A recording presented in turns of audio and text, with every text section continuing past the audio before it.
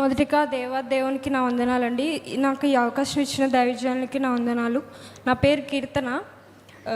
నేను 2 years back ఇక్కడ test money చెప్పాను. నేను క్రెడిట్ మేనేజర్గా ఐసిఐసి బ్యాంక్లో వర్క్ చేస్తున్నాను.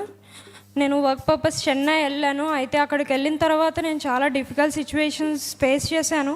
I lost my loving brother, but I'm moving forward with God's love. అయితే నా ట్రాన్స్ఫర్ విషయంలో దేవుడు ఎంతగానో గొప్ప కార్యం చేశారు.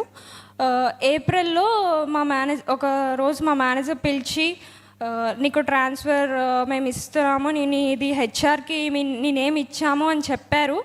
అయితే రావచ్చో లేదో మాకు తెలీదు, సో ఎవరికి చెప్పొద్దు అని చెప్పారు. నేను కూడా ఇంట్లో ఎవరికి చెప్పలేదు. నేనే అలా ప్రేయర్ చేసుకుంటూ వచ్చాను. అయితే నాకు ఇక్కడ రాజమండ్రి రీజనల్ ఆఫీస్ నుంచి కాల్ వచ్చింది. అన్ని డీటెయిల్స్ అడిగారు. మెయిల్ జాయినింగ్ డేట్ ఎప్పుడు ఇచ్చారని అడిగారు. సార్ నాకు ఇంకా మెయిల్ రాలేదని చెప్పాను. బట్ నాకైతే అప్పుడు కాన్ఫిడెన్స్ వచ్చింది వాళ్ళు కాల్ చేసిన వెంటనే. అయితే 3 days తర్వాత నాకు మా మేనేజర్ పిలిచి, నీది హెచ్ఆర్ రిజెక్ట్ చేశారు, 3 years ఉండాలి అని, వింటేజ్ లేదు కాబట్టి రిజెక్ట్ చేశారని చెప్పారు. డిసప్పాయింట్ అయ్యాను. బట్ నేను ఇనిషియేట్ తీసుకోలేదు కాబట్టి ఓకే, లెట్స్ గాడ్స్ విల్ అని నేను అనుకున్నాను. అయితే ఇంకా తర్వాత నా ప్రేయర్ సరిపోలేదు అనిపించింది. నేను బ్లెస్ అక్కకి మెసేజ్ చేశాను. అక్కతో వచ్చి ప్రేయర్ చేయించుకున్నాను.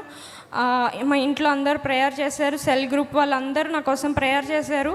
జూన్లో మా హెడ్ వచ్చారండి, రీజనల్ హెడ్.